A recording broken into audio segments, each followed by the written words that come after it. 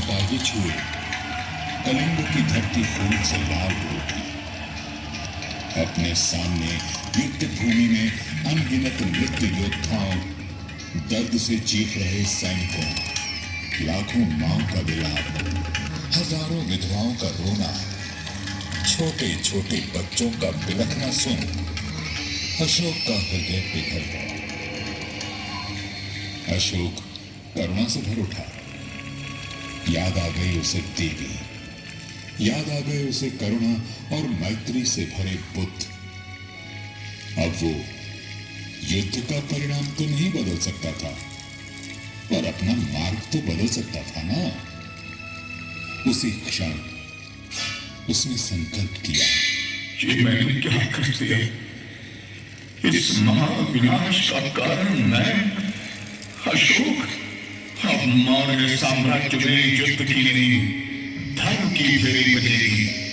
मैं पश्चाताप करूंगा, धर्म का मार्ग चुनूंगा। अशोक ने अपना नवीन पुनीत मार्ग चुन लिया और अब वो जिस यात्रा पे निकला वहां विध्वंस नहीं, केवल सृजन था।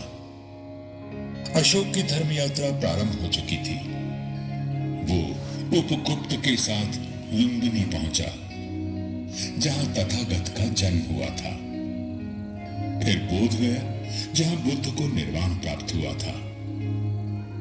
उसने सारनाथ के दर्शन किए, जहां बुद्ध ने धर्म चक्र प्रवर्तन किया था। श्रावस्ती के जेतवन की यात्रा की, जहां बुद्ध ने कई वर्ष वास किया था। और कुशीनारा भी गया, जहां बुद्ध ने परिनिर्वाण प्राप्त किया था। अशोक के मन में विचार आया, मैंने तो कुशीनारा में तथागत के अस्थि अवशेषों पर बने स्तूप के दर्शन किए हैं, पर मेरा देश, मेरी प्रजा कैसे रहे? कैसे मैं विश्वास दिलाऊं मनुष्यता को कि इसी जीवन में जीते जी निर्वाण संभव है? अशोक ने पृथ्वी को बुद्ध की रूप काया और स्तूप बनवाकर धर्म काया में बदल डालने का निर्णय लिया। अशोक ने शांतिपूर्ण तरीकों से दूसरे राज्यों और गणराज्यों से तथागत के अस्थि अवशेषों को प्राप्त कर उनका बंटवारा करवाया। फिर सोने, चांदी, सूत्रमणि और स्फटिक की 84,000 छोटी छोटी पेटियों में तथागत की पवित्र अस्थियों को रखवाया। उन पेटियों को अस्थि कलशों में रखवाकर उनके साथ 84,000 आलेख रखवाए गए। जिस दिन 84,000 स्तूपों के निर्माण का काम पूरा हुआ, उस दिन से अशोक धर्म राजा के नाम से जाना जाने लगा। एक समय का दुष्ट हत्यारा चंड अशोक अब धम्म अशोक था। वर्तमान जब पूरे देश में बुद्ध की अस्थियां पहुंच रही थीं, तो उन्हें सांची तो आना ही था। धम्म अशोक का हृदय तो यहां बेसनगर में बसता था।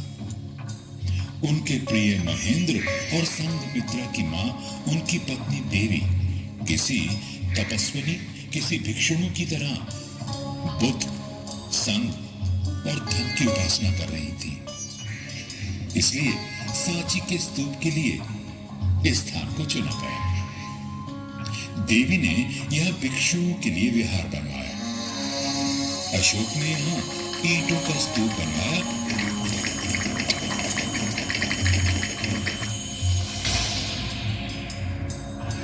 और साथ ही 42 फीट ऊंचा अशोक स्तंभ भी लगवाया। यह स्तंभ सारनाथ के अशोक स्तंभ जैसा ही था। स्तंभ पर ब्राह्मी लिपि में अशोक का शिलालेख है। सांची के आसपास अशोक ने सतधारा और सोनारी में भी स्तूप और विहार बनवाए। केवल अशोक ही नहीं, देवी विदिशा ने भी महान त्याग किए। कैसी रही होगी देवी, जिसने अपने बेटे महेंद्र को, जो भारत का सम्राट बन सकता था, 20 साल की उम्र में भिक्षु बनने दिया और 18 साल की उम्र में अपनी बेटी संघमित्रा को भिक्षुणी बनने दिया। महेंद्र और संघमित्रा के साथ तथागत की अस्थियां और स्मृतियां जम्बू द्वीप के भीतर और बाहर यात्रा कर रही थीं। जब ये हो रहा था तो बुद्ध के पहले और दूसरे धर्म सेनापति को तो यहां आना ही था। पहले और दूसरे धर्म सेनापति? अब तुम किसकी कथा कह रहे हो इतिहास? अब मैं उनकी वंदना कर रहा हूं जिनकी अस्थियां इस स्तूप क्रमांक 3 में सुरक्षित रही हैं। वे हैं सारिपुत्र और महामौदगल्यायन। दोनों के परिवार का पीढ़ियों से मैत्री का संबंध था। दोनों एक ही दिन पैदा हुए। दोनों ने साथ साथ संजय विलिठीपुत्र से प्रवज्ञा ली।